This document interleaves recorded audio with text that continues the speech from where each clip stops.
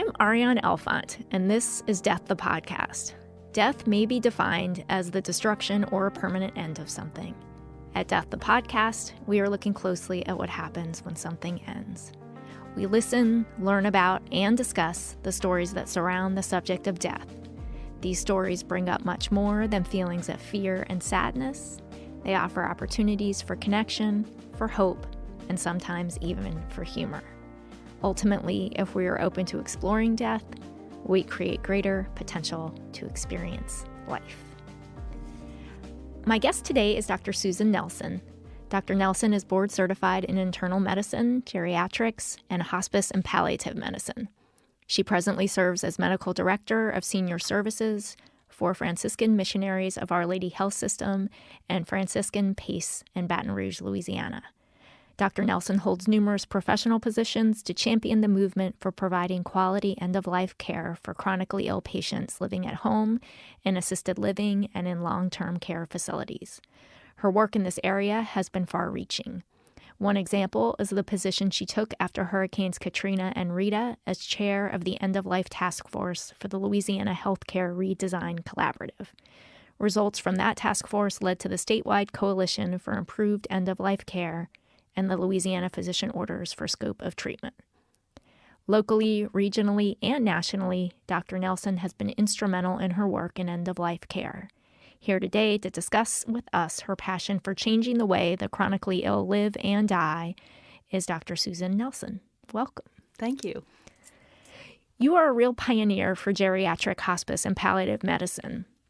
What do you see as the key components to having an end-of-life conversation?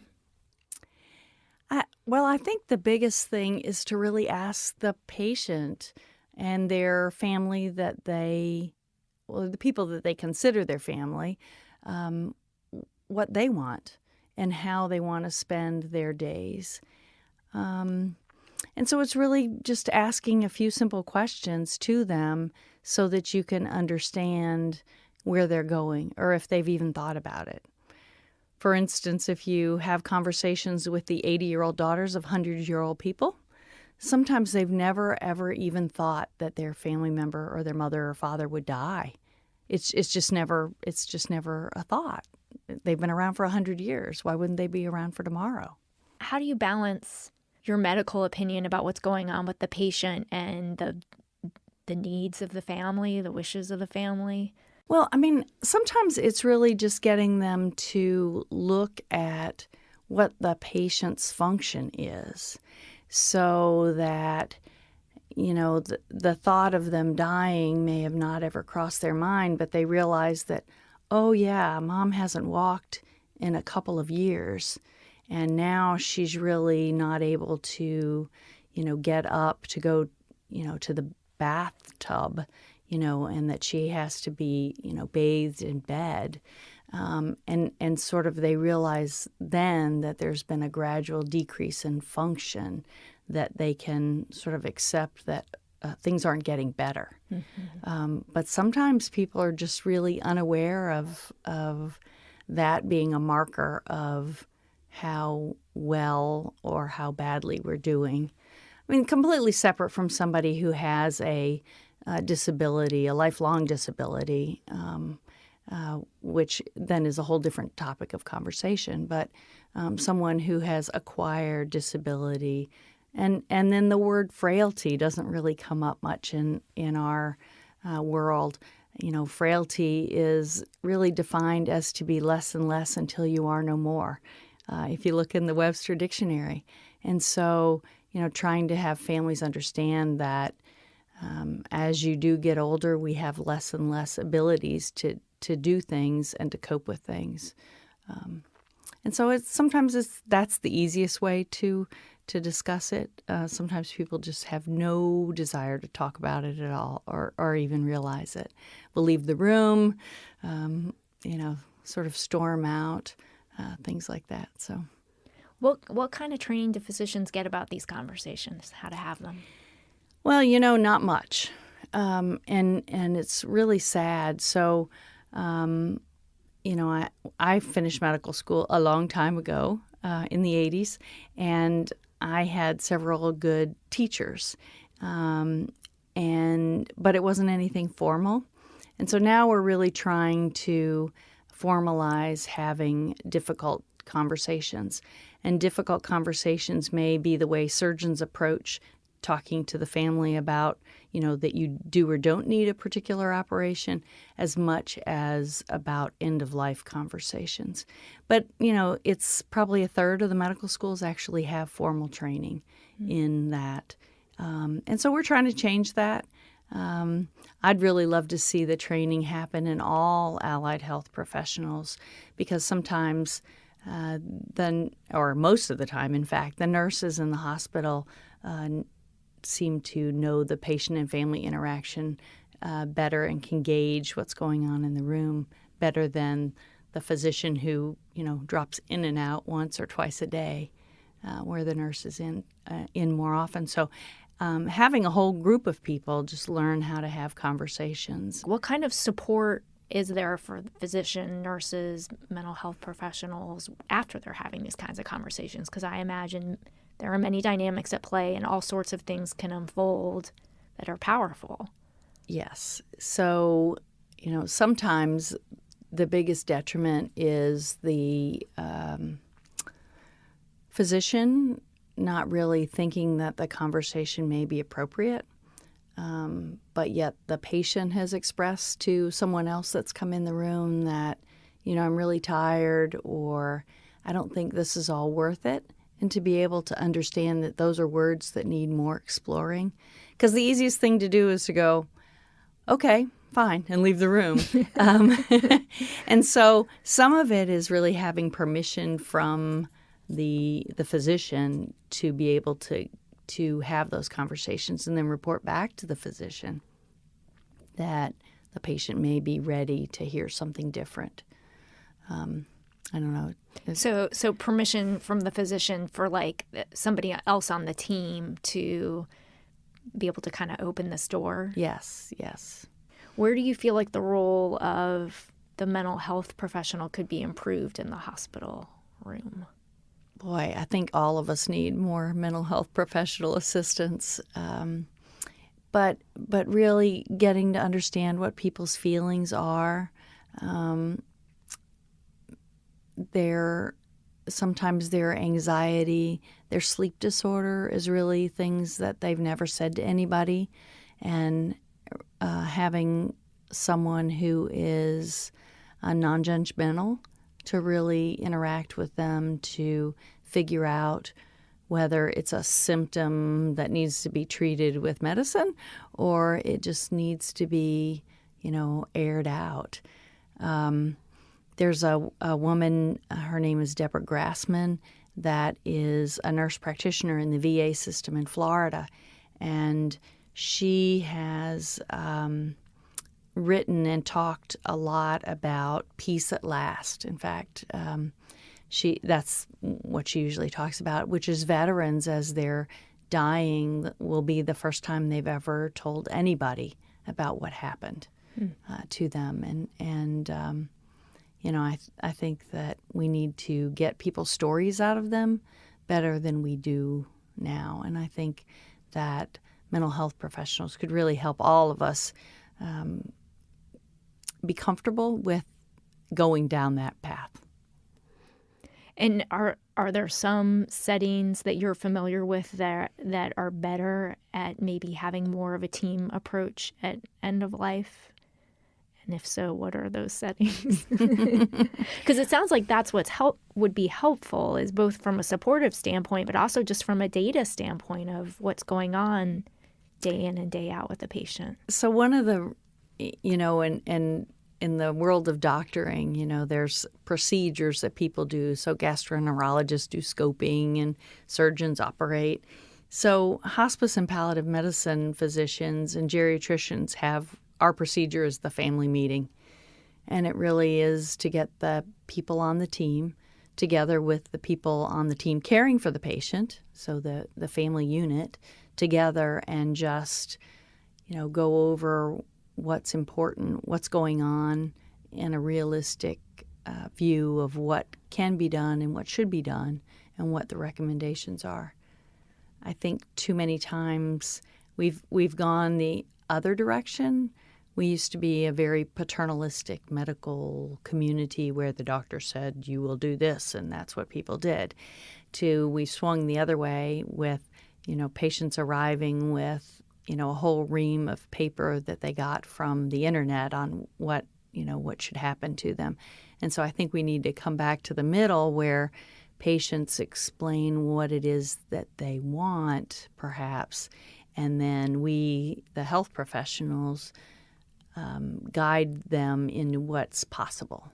You must find that death is so deeply personal, unlike maybe some other things that physicians deal with. Death just brings up all sorts of things into the room. Well, it does, and you think about families that didn't get along when everybody was well. And they now don't get along when they have something to focus their anger on. Or, for instance, if mom is not able to really communicate any longer, then old rivalries come up and they manifest themselves as one child wanting to do this sort of treatment and another child wanting to do that sort of treatment because that's what would bring them the most peace. And so that's why it's so important for families to have conversations about what's important and or talking to the person that you want to make decisions.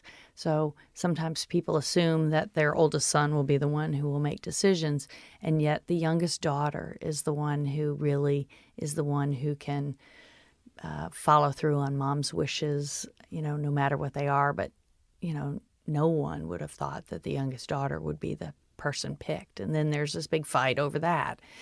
So it's really just being an open family conversation about that. How would you define death with dignity? Death with dignity has lots of connotations these days, but in reality, it's when the patient is where they want to be, with whom they want to be, and that the symptoms are managed. And I think it's as simple as that. As the physician, do you feel a sense like when all those things are in place? I imagine that must feel different than when all those things are not in place. Right. It is. It's really magical is probably not the right word to say, but it's just so relieving to see that happen, to have everyone around the patient's bed and to have them take their last breath and everybody just have a sigh of relief. Tell me about your role in the Louisiana Healthcare Redesign Collaborative and where things are with this work today. Well, so that was a collaborative that was enacted by the state legislature after Katrina, and it was to really redesign healthcare in Louisiana as a model for the rest of the country. And so there was a group of about 40 stakeholders that met. It seemed like every night of the week, but it wasn't. And we met in New Orleans and divided into different work groups. And one of those work groups was the end of life work group, which is what I chaired. And it was really to look at how we can make the last 2 years of life, if we could predict that, better for people. So we looked at whether there was some way that we could redefine healthcare benefits so that people could retain their insurance for the year or two that they would have to step away from the workforce. The other thing we looked at was that the literature really shows that Louisiana is high in the cost of last year of life costs under the Medicare system, and a lot of that was because of discontinuity of care, meaning that people went a lot of places. They were in the hospital, and then they went to rehab, or they went to a long-term acute care hospital, and then they went to a skilled nursing facility, and then they maybe went home, and then they bounced back to the hospital. And really that was discoordinated care, and a lot of it had to do with really not having a plan of care. So the one thing that came out of our group, to make a long story short, was the LaPoste document, which is the Louisiana Physician Order for Scope of Treatment, which is an easily identifiable document that really translates a patient's goals of care and treatment wishes into physician's orders, and then they go with them across healthcare settings, so that there's really three questions that get answered on the document, which is what kind of level of care do they want, which is full treatment, intensive care unit. The second is limited intervention or selective treatments, meaning that you would want to go to the hospital and have a few things done, but ask me questions about those things. And then the third option is comfort-focused care. And along with that was whether or not you would want to have CPR attempted on you. And then the last question had to do with artificial hydration and nutrition, for which there's a lot of controversy. I'm curious about the last one. You said there's a lot of controversy about it. If you could speak some to that. Sure. So, a lot of people are concerned that people, as they're dying, aren't eating. And that's actually part of the dying process, is that people stop eating or drinking. And so we do have the ability to put in intravenous lines, IVs, and nutrition through the vein. And we also have the ability to put in feeding tubes into people. And, those sorts of things were really invented as temporary solutions to a temporary problem, and not necessarily a permanent solution to a permanent problem.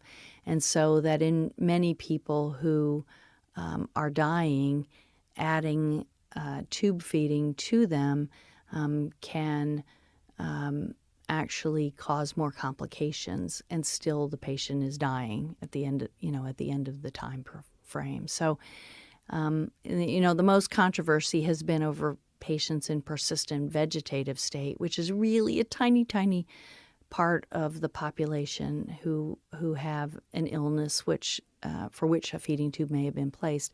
You've been involved with the Louisiana Conference of Catholic Bishops. Have you found a disconnect between the doctrines of the Catholic Church and some of the decisions that need to be made at end-of-life care? Actually, no. The ethical and religious directives of the Catholic Church really talk about the burden and benefit of treatments. And so the conference has been very supportive of the LaPoste document. The Catholic bishops in Louisiana have actually written a document called The Final Journey, which is available on, if you Google it, which is available, and it's a guide for those of the Catholic faith to take this journey towards end of life, and some of the appropriate scriptures that go along with that, and explain the ethical and religious directives that the Catholic parishioners as well as Catholic health institutions follow. What role do you see people's faith having in the kinds of decisions that they and their families might be making, and in terms of what guidance they're looking for from you too? How do those things come together? Well, there are many people who are looking for a miracle. And so those folks, I think we have to guide them. I think as a physician, we have to guide them into what their definition of a miracle is, and really sort of listening to what it is that they're hoping for, and really get that out on the table. But I think certainly in Louisiana, religion and spirituality is a big factor in the family unit, in how they manage things and how they come to understand how they're supposed to act, or how they're supposed to decide. It's been an interesting sort of understanding of my part to see how similar people who have a similar faith tradition have completely different ideas about what that means. And I guess that is what makes each of us different and how we interpret the world around us. Where is the field of palliative and hospice medicine going in the next 10 years? Unfortunately, it's booming. You're not going to be out of business. I'm not going to be out of business. In fact, there's not enough folks that are trained in palliative medicine to go around. I think that we've gone from a real, we can fix a lot of things and in our healthcare system, and people expect that things be fixed.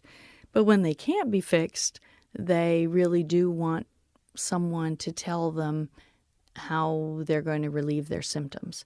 And so palliative medicine really is to look at the whole picture and maybe explain some of the things that are going on with the other doctors, but to travel along with the patient and their family and the other physicians to really help them make the best decisions for the patient that they can. That's one of the things that palliative medicine does, is really sort of get to the heart of what the symptoms are and that need to be treated, and really get everybody else that's watching to understand what it is that's important to the person as opposed to what they think is the most important thing. You know, people talk about quality of life versus quantity of life. And so people would rather live, 3 really great weeks than 3 awful months, where they didn't get to do things. And, it's hard to decide in the moment, and it's hard to decide to see that as a spectator. But, the patient can usually tell you what it is that they want and whether they would want one versus the other. What are characteristics about you as a physician that you feel like are helpful in bringing to the table from a non-medical standpoint? You're clearly very well credentialed in what you do.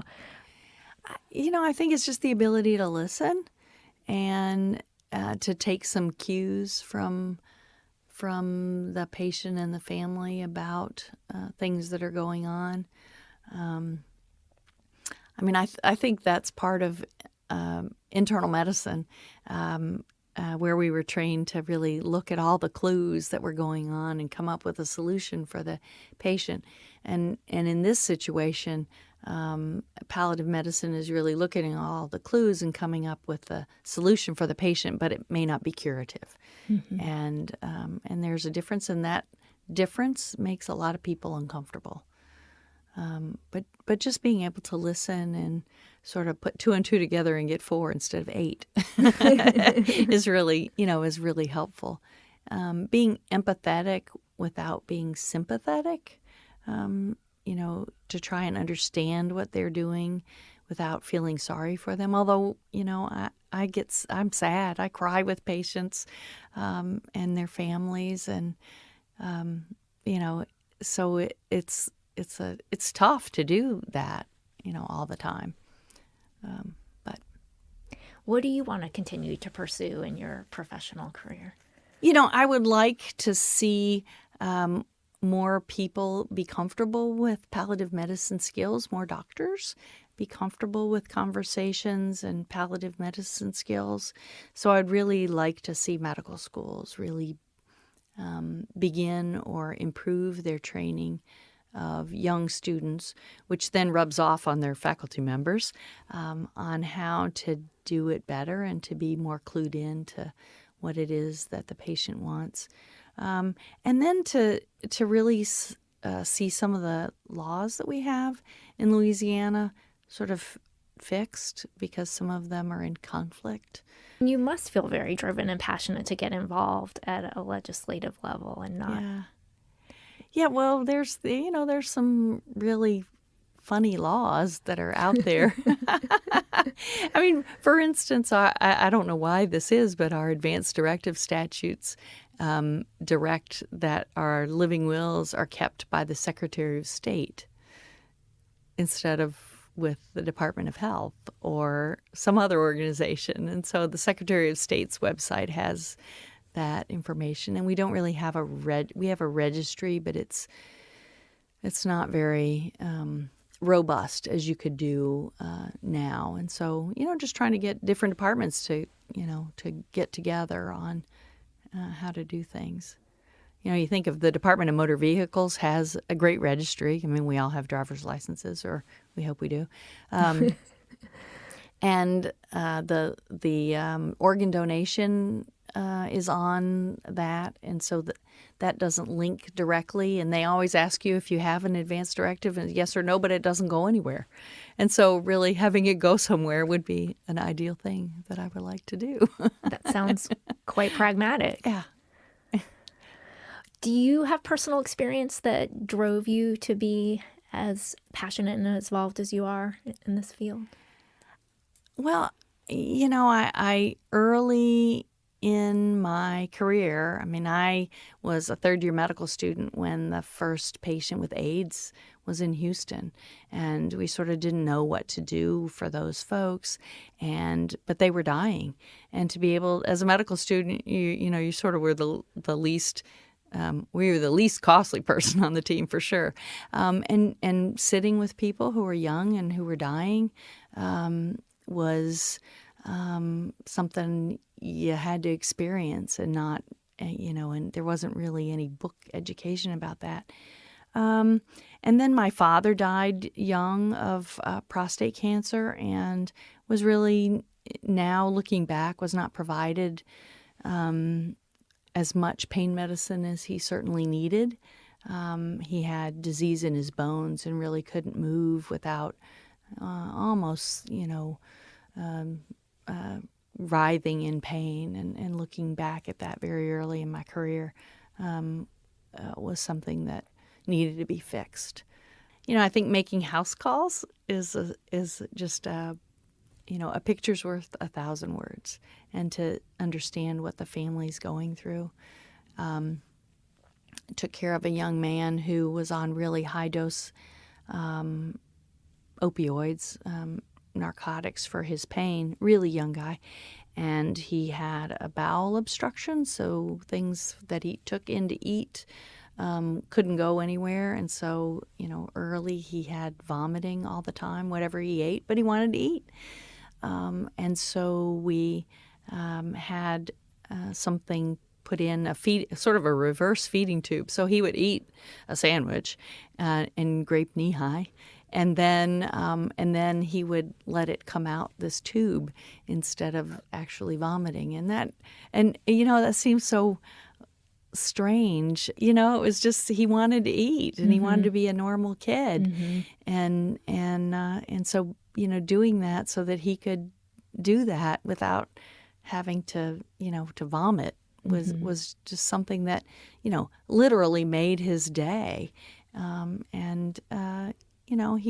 He was dying of what he was dying from, but he had some really good days, weeks, months actually, after that all happened. So just sort of seeing what's really important to people and along the way. What would be your advice to people about how to prepare for end of life? Well, my father, who died young of said not everybody's lucky enough to drop dead mowing the lawn. So short of that, so only 10% of us do that, have some rapid exit like that, and the other 90% of us have hours, days, weeks, months, years. And so it's really making sure that your family knows what's important to you, really where you want to be, who you want to be with, and what you want to do when you get there is really an important thing. And making sure that you thank the people that need to be thanked, and tell the people that you forgive them and that you love them. And it's not too much to do that every day or every week, because you don't ever know if that's going to be yours or their last time to see you. So I think that's a preparation that we should all make. My son, who's now 25, when he was in high school, he'd hear me on the other end of the phone talking to families about something going on. And so when he had one of his friends' grandfathers, who they had all been close to, died, instead of the usual response of, oh, that's so bad, or whatever you're supposed to say, he said, well, did they have a good death? And then because when I would talk to one of the hospice nurses, my question, did they have a good death? Were they there? Were they where they wanted to be? Were their symptoms controlled? And were the people that needed to be there? And so he'd always heard me say that, and so he thought that's what you were supposed to say, and he quickly backtracked. But then it was funny because some of the other people said, well, gosh, that was pretty smart of what he said. But I think he was a little taken aback that his conversation wasn't normal for somebody who was 16. So wise. Thank you. Thank you so much for being here, Dr. Susan Nelson. The word death evokes all sorts of personal feelings, images, and stories. These stories are amazing, and sharing them connects us more fully to life. I'm Ariane Elfont, and you have been listening to Death the Podcast. Join us for our next episode in this series. This show is produced and engineered by Eric Merle. Our associate producer is Jill Gross. Our theme music, It Happened, is written by David Milling and is performed by David Milling and Charles Milling. To hear more of David's music, go to his website, davidmilling.com. Our social media director is Jolie Robichaud. If you're listening to this on iTunes or Stitcher or some other podcast app, if you could take a moment to rate and review us, that helps other people find us. You can find Death the Podcast on Twitter, Facebook, and Instagram, or at deaththepodcast.com. Death the Podcast is a production of INO Broadcasting.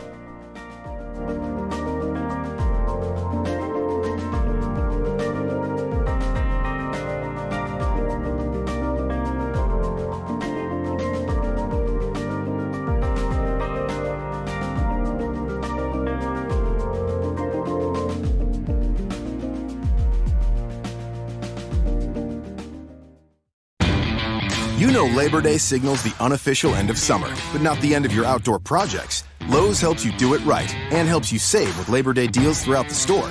Shop now and get 2 bags of Stay Green potting mix for $12. And keep your lawn looking neat and trim with a Craftsman 2-cycle 17-inch gas string trimmer, now $20 off at just $119. Whatever's still on your to-do list this Labor Day, do it right for less. Start with Lowe's. Offers valid through 8/28. Soil offer excludes Alaska and Hawaii, U.S. only.